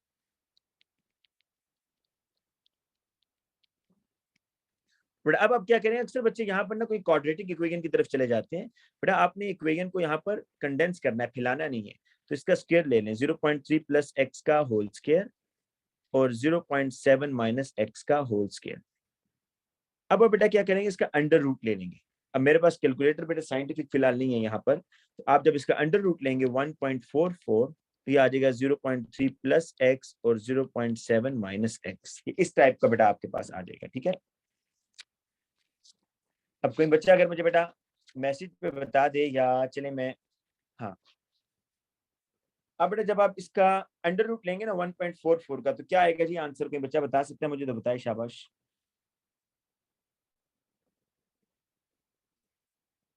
1.2 आ रहा है, और बेटा ये आ जाएगा आपके पास 0.3 प्लस एक्स और 0.7 माइनस एक्स। यहाँ से एक्स की वैल्यू खुद निकाल सकते हैं आप लोग, मैथ्स पढ़ते हैं भाई, क्या नहीं निकाल सकते? निकाल लेंगे ना एक्स की वैल्यू। 1.2 को अंदर ले जाएंगे बेटा इस तरह, 1.2 into 0.7 minus X is equal to 0.3 plus X कर देंगे और फिर इसको मल्टीप्लाई करेंगे बेटा। 1.2 को 1.2 टाइम्स 0.7 तो ये आ जाएगा 0.84, ये आ जाएगा आपके पास 0.84, ये आ जाएगा माइनस 1.2x 0.3 प्लस एक्स। अब x वाली वैल्यूज को इकट्ठा करते हैं, 0.84 माइनस 0.3 x प्लस 1.2x, तो बेटा ये हो जाएगा 0.84 माइनस 0.3, ये आ जाएगा आपके पास 0.84 माइनस 0.3, 0.54 आ गया इधर, और ये आ गया बेटा आपके पास 2.2x। बेटा x आपने निकालना है तो 0.54 डिवाइडेड बाय 2.2 तो 0.245। ये जो बेटा x की वैल्यू आई है ना, इस x की वैल्यू को आप यहाँ पुट करेंगे, then you will get the equilibrium mole. आप बताएंगे कि 0.7 माइनस 0.245, 0.7 माइनस 0.245 और 0.3 प्लस 0.245 और 0.3 प्लस 0.245, तो आपके पास बेटा आंसर आ जाएगा। ठीक है, इस तरीके से बेटा आपने यूज मोल निकालनी। अच्छा, सेकंड टाइप के जो क्वेश्चन है ना बेटा, वो जरा देखिएगा। ये तो फर्स्ट टाइप के क्वेश्चन है जिसमें आपको वो चारों चीजें दे देगा, तो आपने ये कॉन्सेप्ट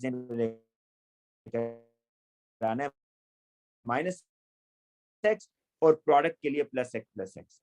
बेटा बाकी क्वेश्चन तो नहीं, लेकिन आपको प्रैक्टिस के तौर पर करवा देता हूँ कि आपको इस तरह के क्वेश्चन भी दे सकता है। N2 plus 3H2 it gives 2 moles of ammonia।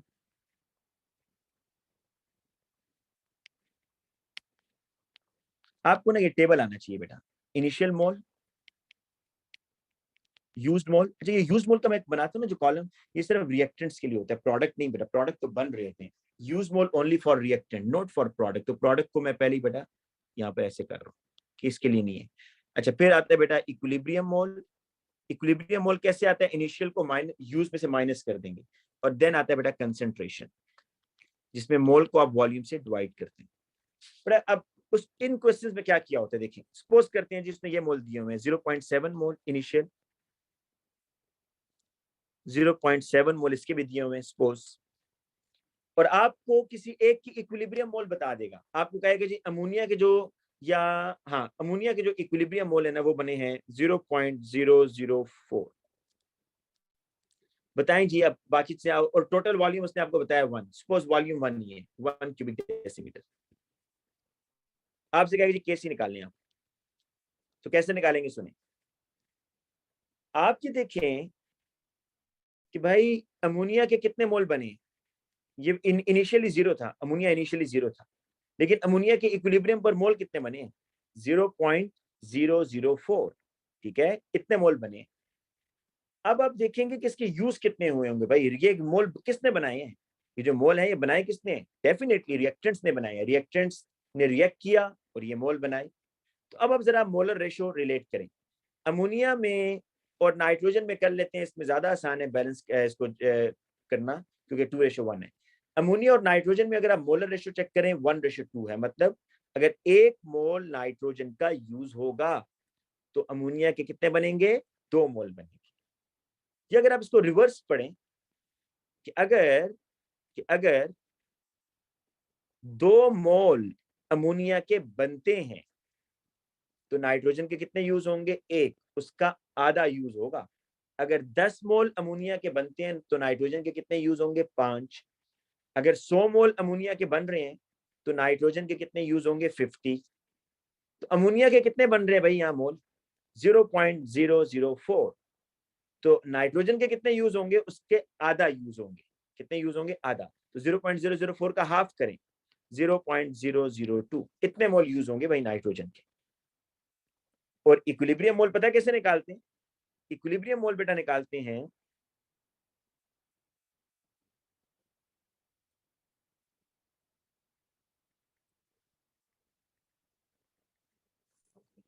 और इक्विलिब्रियम मोल कैसे निकालते हैं कि 0.7 में से आप 0.002 को माइनस कर दें, इनिशियल में से यूज मोल को माइनस कर दें, 0.7 माइनस 0.002 तो 0.698।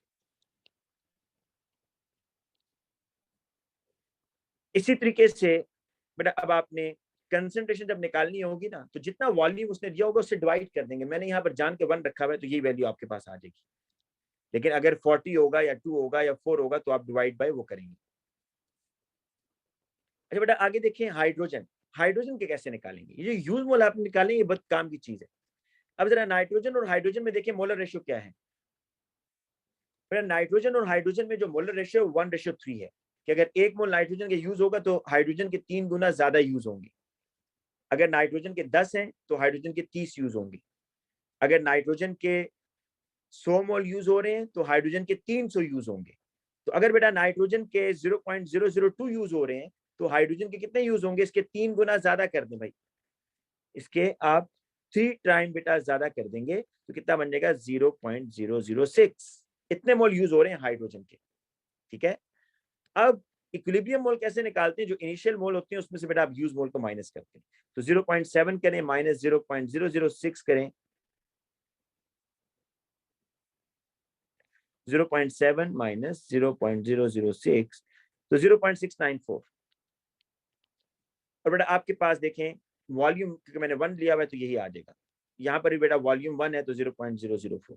ये आपके पास जब आ गए बेटा कंसेंट्रेशन, तो इसको अब आप Kc के एक्सप्रेशन में पुट करेंगे। कैसे? ये देखेंगे, Kc is equal to ammonia का स्क्वायर, नाइट्रोजन और हाइड्रोजन का क्यूब। बेटा अमोनिया की वैल्यू क्या आ रही है देखें, 0.004। नाइट्रोजन की क्या आ रही है? 0.698। हाइड्रोजन की क्या आ रही है? 0.694 का क्यूब। तो इसको आप बेटा सॉल्व कर देंगे और वो आपसे यूनिट कभी कह सकते हैं, तो यूनिट भी बेटा आपने इसी तरीके से बड़े एहतियात से निकालनी। यूनिट में अक्सर बच्चे मिस्टेक कर जाते हैं। ठीक है, अब बेटा सेकंड टाइप के जो क्वेश्चन है, ये सेकंड टाइप के क्वेश्चन मैंने आपको करा दिए। अब आते हैं हम केपी के ऊपर कि केपी में बेटा वो आपसे क्या क्या क्वेश्चन पूछ सकता है। केपी में थोड़ी सी एक तो वर्किंग ज्यादा है बेटा, और क्वेश्चन जो वो पूछ सकता है वो मैं भी आपको कराता हूँ केपी में। हाँ बेटा लिशेट्लियस प्रिंसिपल भी आपने इसमें करना है जी, लिशेट्लियस प्रिंसिपल। अच्छा जी, अब आ जाएं आप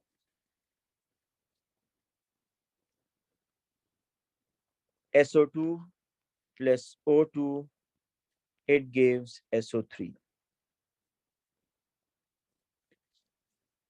केपी बेटा आपने निकालना है। इसके लिए केपी लिखने का तरीका पहले देखें।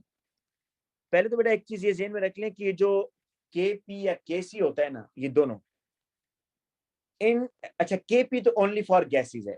KP is applicable for the gases, liquid solid के लिए नहीं है। और KC is applicable for liquid as well as gases, लेकिन सॉलिड्स के लिए नहीं है। सॉलिड के लिए कोई एक्सप्रेशन नहीं है। केसी में आप जो आपके पास मिक्सचर है ना, केसी के अंदर आप मिक्सचर्स को बेटा आप उनके एक्सप्रेशन लिखते हैं। ठीक है, लेकिन सॉलिड्स जो है उनको केसी में नहीं लिखेंगे। और इसी तरीके से जो केपी है उसमें सिर्फ और सिर्फ गैसेस को लिखते हैं। जिस तरह मैं आपको केपी का एक्सप्रेशन लिखकर बताता हूँ। केपी का एक्सप्रेशन ऐसे लिखेंगे भाई कि यहाँ पर आप स्क्वायर ब्रैकेट नहीं डरेगी, पार्शियल प्रेशर, क्योंकि ये रिएक्शन मिक्सचर है आपके पास। तो अगर आपने इन टर्म्स ऑफ प्रेशर बेटा बताना है तो आप बताएंगे पार्शियल प्रेशर ऑफ SO3। तो ये जो कैपिटल P है ये आपको पार्शियल प्रेशर बता रहा है SO3 का, और जो कॉफिशिएंट है वो पावर बन जाएगा, P के ऊपर 2 लगा दें, divided by partial pressure of SO2, और ये जो बेटा कॉफिशिएंट है ये 2 लग जाएगा, और पार्शियल प्रेशर ऑफ O2, और ऑक्सीजन की कंसंट्रेशन 1 है, मोल का 1 है तो यहाँ पर बेटा 1 रहेगा। और दूसरी चीज, यहाँ पर यूनिट्स कैसे निकालेंगे? यूनिट निकालने के लिए बेटा एग्जामिनर ने प्रेशर की जो भी यूनिट यूज की होगी, ATM या किलो पास्कल्स या पास्कल्स, आप वही यूनिट यूज करेंगे, अपनी तरफ से कुछ चेंज नहीं करेंगे। फॉर एग्जाम्पल उसने किलो पास्कल्स यूज किए, तो ऊपर देखें यहाँ पर प्रेशर 2 दफा है तो आप किलो पास्कल्स 2 दफा लिख दें। नीचे 3 दफा है, P 2 और 1 3, तो आप 3 दफा लिख दें ऐसे करके। तो ये इससे कैंसिल हो जाएगा, एक दफा बच गया ना। जब ये ऊपर आएगा तो -1 हो जाएगा, किलो पास्कल -1। आपने यहाँ पर एक तो यूनिट चेंज नहीं करनी, ठीक है। अब बेटा इसके जरा वो देख लें कि ये आप कैसे निकालेंगे। इसमें जो पार्शियल प्रेशर है ना, बेसिकली उसका फॉर्मूला आपको पहले आना चाहिए। पार्शियल प्रेशर किसी भी गैस का, उसका फॉर्मूला है मोल फ्रैक्शन, जिसका सिंबल होता है x, into total pressure PT.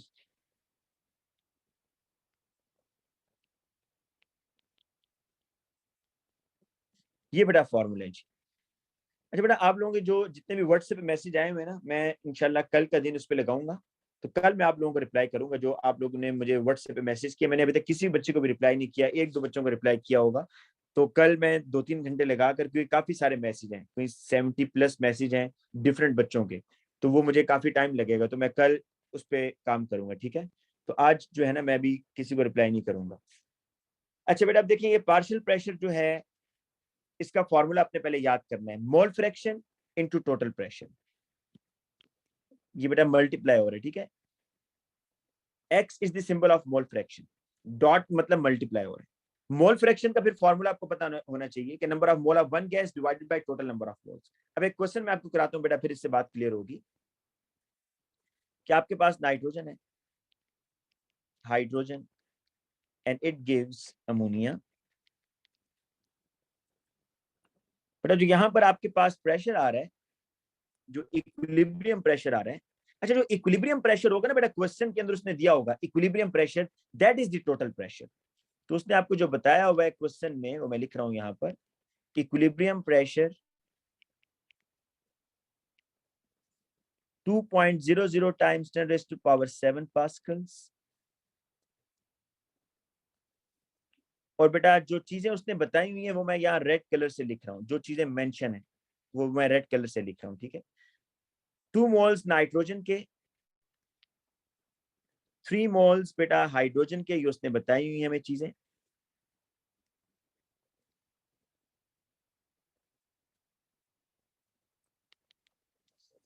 Equilibrium मोल में उसने किसका बताया हुआ है, 1.60 मोल ऑफ अमोनिया।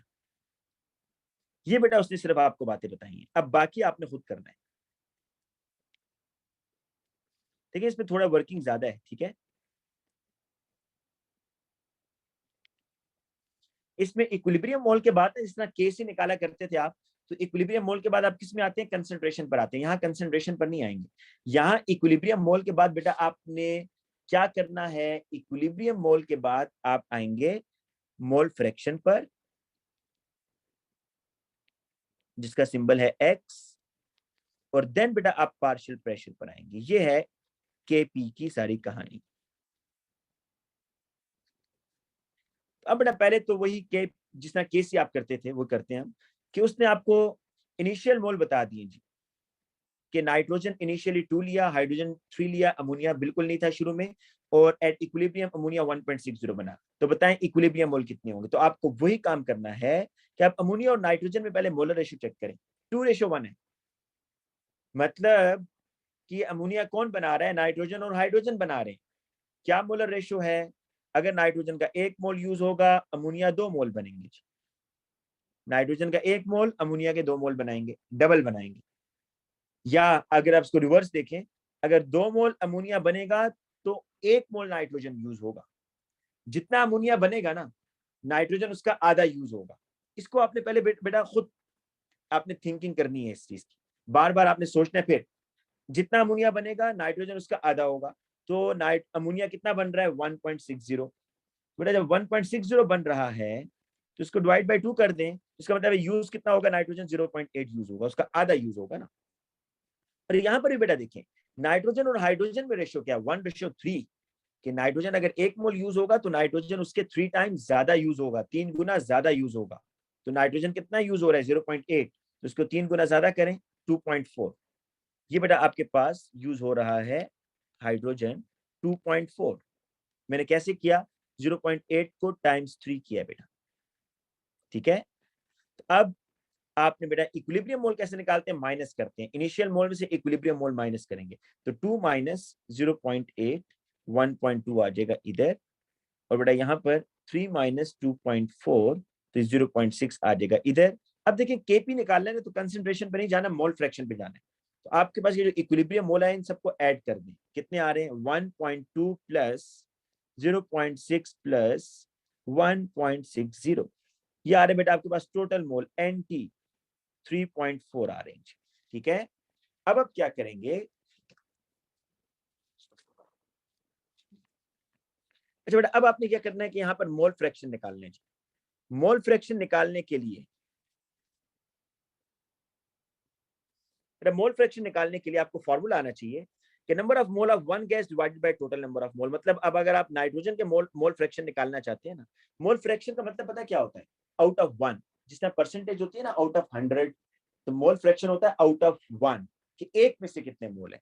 आपने एक में से मोल डिवाइड करनी है, नाइट्रोजन को भी, हाइड्रोजन को भी, अमोनिया को भी। तो अगर दो ही चीजें हो ना बेटा, अगर दो ही चीजें हो और एक के मोल फ्रैक्शन बताए उसने सपोज 0.4, तो दूसरे के कितने होंगे 1 माइनस 0.4 0.6। तो अगर दो चीजें हो और एक के मोल फ्रैक्शन पता हो तो दूसरे के आप ऐसे ही निकाल लेते हैं माइनस करके। अब यहां पर देखिए मोल फ्रैक्शन आपने निकालना है, तो 1.2 divided by 3.4, 0.6 divided by 3.4, 1.60 divided by 3.4। तो आंसर मैं ब्लू कलर से लिख रहा हूँ, आंसर क्या क्या आ रहे हैं इसके, 1.2 डिवाइडेड बाय 3.4 0.352, 0.6 divided by 3.4 0.176 और 1.60 divided by 3.4 0.470। but in sum of mole fraction is always equal to 1। जरा चेक कर लें कि 1 आ रहा है 0.352 प्लस 0.176 प्लस 0.470, तो 0.998 इट मींस के 1 है, तो सम ऑफ मोल फ्रैक्शन हमेशा 1 होगा। ठीक है, और दूसरी बात मेरी आप समझ गए ना कि अगर किसी रिएक्शन में दो ही चीजें हो और एक के मोल फ्रैक्शन बताए हो तो दूसरे के कैसे निकालेंगे, 1 में से माइनस कर देंगे। अब बेटा आपने पार्शियल प्रेशर निकालना है, तो पार्शियल प्रेशर कैसे निकालते हैं, ऊपर मैंने फॉर्मूला लिख कर दिया था आपको, मैंने रब कर दिया। फॉर्मूला ये था कि मोल फ्रैक्शन को ना आप टोटल प्रेशर से मल्टीप्लाई कर दें, मोल फ्रैक्शन को टोटल प्रेशर से मल्टीप्लाई करते हैं, you will get the partial pressure. तो बेटा टोटल प्रेशर क्या होगा, जो इक्विलिब्रियम प्रेशर होगा, that is the total pressure, 2 times 10⁻⁷ pascals. 0.352 times 2 times 10⁻⁷, 0.176 times 2 times 10⁻⁷, और 0.470 टाइम्स 2 टाइम्स 10⁻⁷। बेटा ये आप जब इसको सॉल्व करेंगे तो आपके पास पार्शियल प्रेशर की वैल्यूज आ जाएंगी, और जब पार्शियल प्रेशर की बेटा वैल्यूज आएंगी उनको आपने कहां पर पुट करना है, इस केपी के एक्सप्रेशन में। मैं केपी का एक्सप्रेशन आपको लिख देता हूं इसके लिए, KP is equal to partial pressure of ammonia का square, partial pressure of nitrogen और पार्शियल प्रेशर ऑफ हाइड्रोजन का क्यूब। ठीक है,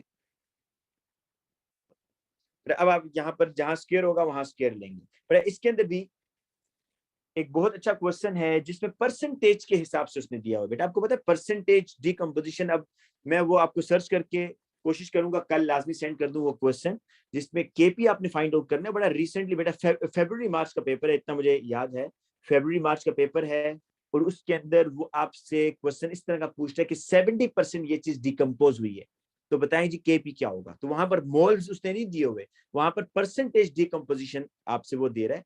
तो वो क्वेश्चन मैंने आपको आप लोग जो स्कूल के बच्चे हैं बेटा, उन्होंने तो वो मॉक में भी किया हुआ है, तो काइंडली उस क्वेश्चन को एक दफा दोबारा देखिएगा। ठीक है, मैं भी आपको इसमें सेकंड टाइप का क्वेश्चन कराता हूँ जिसमें पार्शियल प्रेशर और टोटल प्रेशर दोनों नहीं दिए होंगे।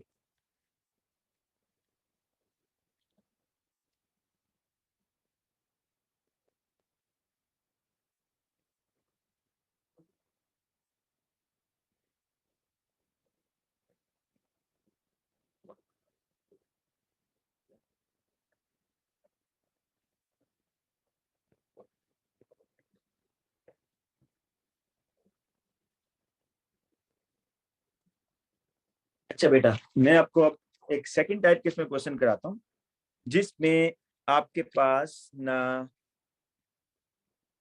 मेरे स्टूडेंट्स देख लो भाई,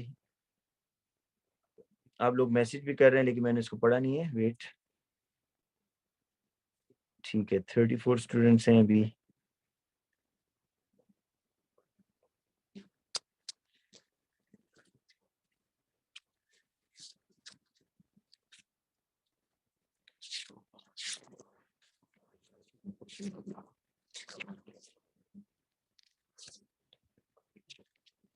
अच्छा बेटा, क्वेश्चन ये है, मैं लिखता हूं यहाँ पर। और जो क्वेश्चन मैं बेटा कह रहा हूँ ना, केपी का भी, चले मैं कोशिश करूंगा कल स्निप करके आपको सेंड करूंगा। और वो दोनों क्वेश्चन अगर मुझे याद ना रहा तो मुझे बेटा काइंडली कोई बच्चा व्हाट्सएप पे याद करवा दे। ये जी क्वेश्चन के N2O4 it gives 2NO2 and Kp is given। ये सेकंड टाइप का क्वेश्चन है, ठीक है। 3.98 atm pressure at a specific temperature 350 Kelvin। अच्छा, यहां पर calculate the total pressure and the partial pressure, ये आपने फाइंड आउट करना है। Calculate the total pressure and partial pressure of N2O4 and NO2। क्या चीज गिवन है बेटा वो मैं आपको बता देता हूँ। N2O4 it gives 2NO2, जो चीजें मैं रेड कलर से लिख रहा हूं समझ जाइएगा वो गिवन है। Initial moles when 1 mole of N2O4, ये गिवन है।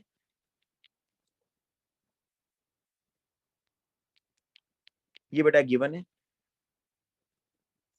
The equilibrium mixture was found to contain 0.6 mole of nitrogen dioxide।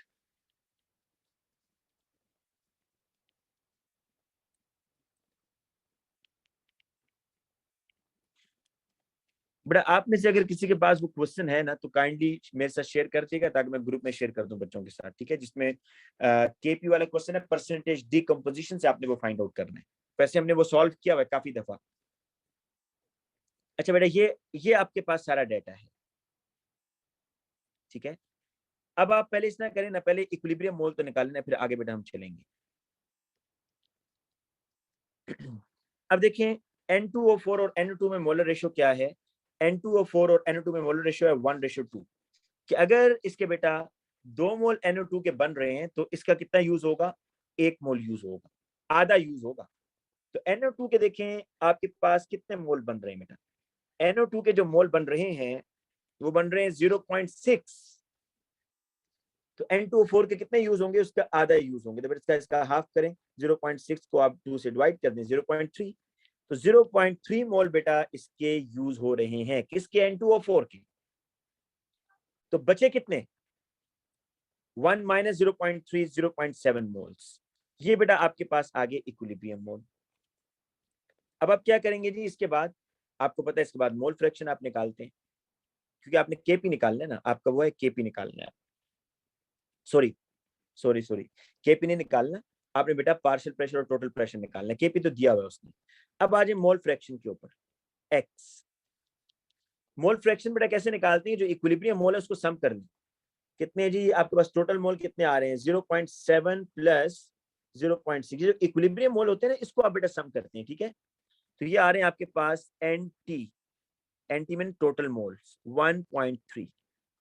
अब मोल फ्रैक्शन में 0.7 बेटा, इसमें जो चीजें गिवन थी ना वो मैंने रेड कलर से लिखी है, ये आपने खुद निकाला है, ठीक है। सिर्फ ये चीजें गिवन थी बस। तो 0.7 डिवाइडेड बाय 1.3 और 0.6 डिवाइडेड बाय 1.3। तो आपके पास बेटा मोल फ्रैक्शन ला देंगे। तो 0.7 डिवाइडेड बाय 1.3, ये आ रहा है 0.538। तो 0.6 डिवाइडेड बाय 1.3, 0.461, ठीक है जी। ये मोल फ्रैक्शन आ गई आपके पास दोनों की। अब बेटा मोल फ्रैक्शन निकालने के बाद अब आप क्या करते हैं जी, नेक्स्ट स्टेप पार्शियल प्रेशर निकालते हैं। बेटा पार्शियल प्रेशर क्या क्वेश्चन में दिया हुआ है उसने, बेटा पार्शियल प्रेशर उसने नहीं दिया हुआ बेटा, क्वाड्रेटिक इक्वेशन, हालांकि आपको वो कभी भी कोई ऐसा क्वेश्चन नहीं देगा जिसमें क्वाड्रेटिक इक्वेशन लग रही हो, वो सिंपल मैथ देगा, ठीक है। क्वाड्रेटिक इक्वेशन के हमारे सिलेबस में क्योंकि नहीं है ना, तो वो आपको ऐसा क्वेश्चन जो कि क्वाड्रेटिक इक्वेशन से सिर्फ हो रहा होगा, दूसरे सिंपल मेथड से नहीं हो रहा होगा, आपको कभी नहीं देगा। तो यहाँ पर आपने देखे पार्शियल प्रेशर बेटा आपने निकालना है और टोटल प्रेशर निकालना है। तो पार्शियल प्रेशर का फॉर्मूला आपको क्या पता है? पार्शियल प्रेशर का फॉर्मूला ये है कि जो मोल फ्रैक्शन होते हैं ना 0.538, mole fraction multiply by total pressure. Total pressure नहीं है ना हमारे पास, तो हम अगर एज्यूम कर लें कि टोटल प्रेशर इज पी, कर सकते हैं ना, तो ये हमने एज्यूम कर लिया जी कि टोटल प्रेशर कितना है, पी है। इसी तरीके से बेटा आपने NO2 का जो पार्शियल प्रेशर निकालना है, तो mole fraction is 0.461 multiply by P. ये हमने एज्यूम कर लिया कि if total pressure is P, अगर टोटल प्रेशर पी है, तो ये बेटा आपके पास बन गया ना एक्सप्रेशन। अब आप इसको बेटा केपी के वैल्यू में पुट करें। KP is equal to, KP का एक्सप्रेशन क्या होगा, NO2 partial pressure of NO2 का होल स्क्वायर और partial pressure of N2O4। KP की वैल्यू गिवन है, कितनी है जी, 3.98। तो यहाँ लिखेंगे 3.98 is equal to partial pressure of NO2 जी, NO2 कितना आ रहा है 0.461 इंटू पी और इसका बेटा whole square divided by partial pressure of N2O4 कितना आ रहा है 0.538, ये आपके पास आ रहा है इंटू पी। अब आप क्या करेंगे जी, इसको सिंप्लीफाई कर लें। 3.98 इज इक्वल टू 0.461 का होल स्क्वायर, पी का होल स्क्वायर और 0.538 इंटू पी। तो बेटा ये जो पी है ना, ये इस पी के स्क्वायर से कैंसिल हो जाएगा, ठीक है।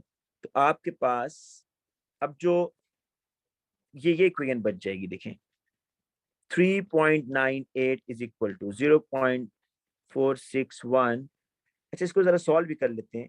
0.461 इंटू 0.461, ये आ रहा है 0.2125, 0.2125।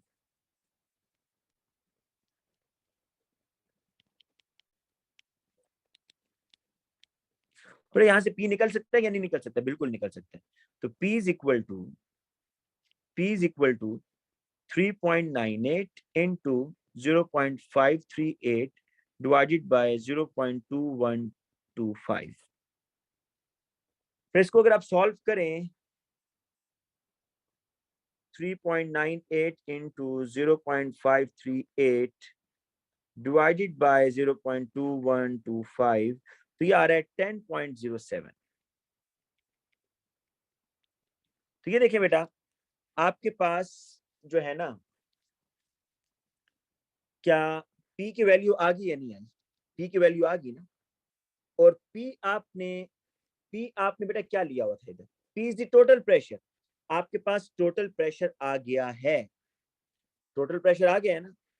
तो अब आप पार्शियल प्रेशर भी निकाल सकते हैं। कैसे भाई? इस P की जगह वो वैल्यू पुट करेंगे जो वैल्यू आपने निकाली है 10.7। ये 10.7 की जो वैल्यू है ये आप यहाँ पुट करें भाई, ये 10.7 की वैल्यू है, ये आप यहाँ पुट करेंगे। तो आपके पास क्योंकि टोटल प्रेशर आ गया है, तो अब आप जब पार्शियल प्रेशर के फॉर्मूला में टोटल प्रेशर ये P की जगह वैल्यू पुट करेंगे तो you will get the partial pressure. तो ये बेटा सेकंड टाइप के क्वेश्चन है जो वो आपसे पूछ सकता है, ठीक है जी। और बेटा तीसरा जो यहाँ पर इस केमिकल इक्विलिब्रियम में क्वेश्चन आ सकता है, दैट इज फ्रॉम द ले चैटलियर्स प्रिंसिपल, ठीक है। और इसमें आपको Kc से बेटा रिलेट भी करना है। आपको ये बात याद रखनी है कि Kc की वैल्यू जो है ना टेम्परेचर के, Kc असल में आपको क्या बताता है, प्रोडक्ट की वैल्यू बताता है, क्योंकि Kc और प्रोडक्ट में डायरेक्ट रिलेशन होता है ना। तो Kc की वैल्यू जितनी बिगर होगी ना, Kc की वैल्यू जितनी बिगर होगी, इट मींस कि आपका प्रोडक्ट उतना ज्यादा बन रहा है।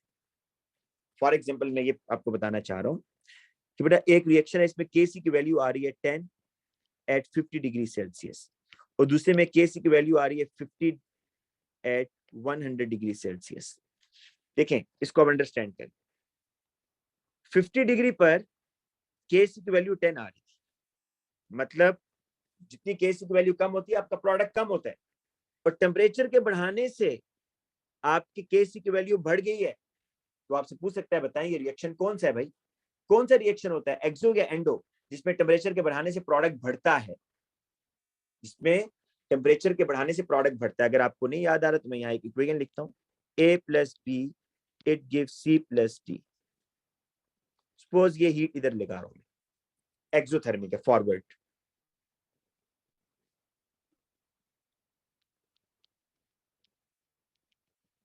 बैकवर्ड एंडो है। अब जरा देखें कि अगर आप बेटा टेम्परेचर बढ़ाएंगे, अच्छा अब देखें इस केसी में जो मैंने लिखा है कि एट लो टेम्परेचर प्रोडक्ट कम बन रहा है, एट हाई टेम्परेचर प्रोडक्ट ज्यादा बन रहा है ना? ये बात आपको समझ आ रही है ना? अब जरा इस इक्वेशन पर आ जाए जो मैंने नीचे लिखी है। इस इक्वेशन का ये मतलब है कि जब भी रिएक्शन फॉरवर्ड डायरेक्शन में जाएगा ना तो टेम्परेचर क्या होगा, बढ़ेगा। टेम्परेचर क्या होगा, बढ़ेगा, और साथ में प्रोडक्ट भी बढ़ेगा। और जब भी रिएक्शन बैकवर्ड रिएक्शन में जाएगा, मतलब जब टेम्परेचर ड्रॉप होगा रिएक्शन मिक्सचर का, हीट यूज होगी, जब भी बेटा टेम्परेचर ड्रॉप होगा तो रिएक्शन बैकवर्ड रिएक्शन में जाएगा। टेम्परेचर कम करने के लिए रिएक्शन ने बैकवर्ड जाना है, टेम्परेचर बढ़ाने के लिए रिएक्शन ने फॉरवर्ड जाना है। ठीक है, अब मैं आपको ये एग्जांपल देता हूं कि सपोज इस रिएक्शन मिक्सर का टेम्परेचर था 50 डिग्री, कितना, 50। मैंने इसका टेम्परेचर बढ़ा दिया और 100 डिग्री कर दिया, क्या इक्विलिब्रियम डिस्टर्ब हुआ?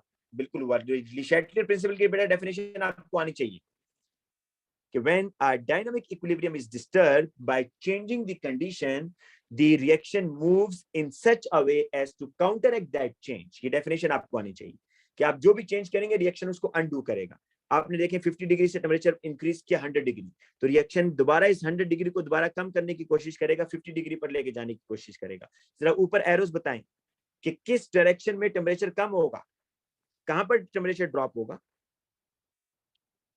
जब एंडो होगा। तो जब बेटा आपका आपने टेम्परेचर ड्रॉप करना होगा तो एंडोथर्मिक इज फेवरेबल, और जब आपने टेम्परेचर राइज करना होगा, सपोज टेम्परेचर था 50 डिग्री, टेम्परेचर था बेटा 50 डिग्री, आपने इसको मजीद कम करके 25 कर दिया, तो इक्विलिब्रियम डिस्टर्ब हुआ ना, तो रिएक्शन चाहेगा कि 25 को दोबारा 50 करे, टेम्परेचर बढ़ाए। तो टेम्परेचर बढ़ाने के लिए रिएक्शन को किधर मूव करना होगा, जहां पर रिएक्शन एक्सोथर्मिक शो हो रहा है, तो रिएक्शन को राइट साइड पर जाना होगा। तो देखें जब रिएक्शन राइट साइड पर जाएगा, जब रिएक्शन राइट साइड पे जाएगा तो आपका प्रोडक्ट बढ़ेगा, नहीं बढ़ेगा, बढ़ेगा ना? तो याद रखिएगा एक्सोथर्मिक रिएक्शन में जब भी आप टेम्परेचर कम करते हैं तो आपका प्रोडक्ट बढ़ता है। एक्सोथर्मिक रिएक्शन में जब भी आप टेम्परेचर कम करेंगे तो पोजीशन ऑफ इक्विलिब्रियम शिफ्ट होगा towards right hand side and you will get more product. और एंडोथर्मिक में जितना आप टेम्परेचर बढ़ाएंगे आपका प्रोडक्ट मजीद बनेगा, क्योंकि एंडोथर्मिक बेटा ऐसे होता है, heat plus A plus B is equal to C plus D। जितनी हीट देंगे रिएक्शन फॉरवर्ड जाएगा और आपके पास मजीद प्रोडक्ट बनेगा। ठीक है, तो अब देखें यहां पर हायर टेम्परेचर पर Kc की वैल्यू बिगर है, इट मींस ये रिएक्शन एंडोथर्मिक है। जितना टेम्परेचर बढ़ा रहे हैं प्रोडक्ट ज्यादा बन रहा है, इट मींस के रिएक्शन इज एंडोथर्मिक। और अगर इसके ऑपोजिट हो कि टेम्परेचर कम कर रहे हैं और प्रोडक्ट बढ़ रहा है, then reaction would be exothermic. ठीक है, ये बात आपको लेवल से पढ़ते आ रहे हैं। तो यहाँ पर आज क्लास भी हम खत्म करते हैं, इक्विलिब्रियम और एनर्जेटिक्स मैंने खत्म किया है।